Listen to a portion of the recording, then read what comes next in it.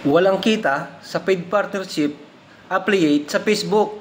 Tama guys, wala tayong magiging revenue o earning sa ating mga affiliate paid partnership sa ating Facebook page kung walang bibili sa ating mga pinupromote na product sa affiliate.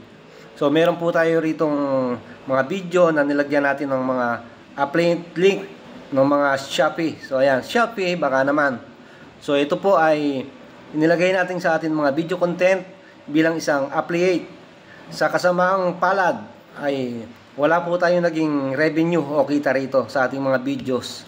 Dahil wala pong bumibili sa mga product na ating nilalagay sa ating mga videos. So hindi po tayo bibigyan ni Facebook ng revenue kapag meron po tayong paid partnership na nakalagay sa ating mga videos. So ito po yung affiliate link na inilagay natin sa ating mga video content para kumita o mag-earn ng revenue. Kung may bibili dito ay magkakaroon tayo ng commission. So kung walang bumili, wala po tayong commission. Kaya hindi po tayo babayaran ni Facebook ng ads, advertisement o yung revenue sa mga ads.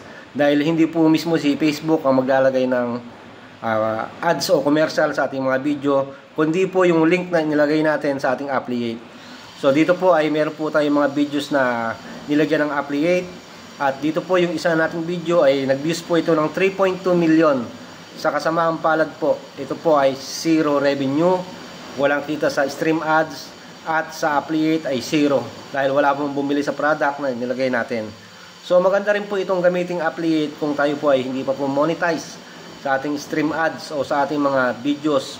So po pwede ko po maglagay ng affiliate at dito po ay magkakaroon ng ads o commercial o video na nakalagay sa ating videos yung mga product ng affiliate natin.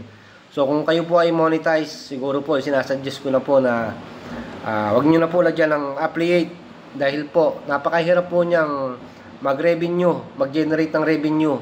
So wala pong income kung walang bibili.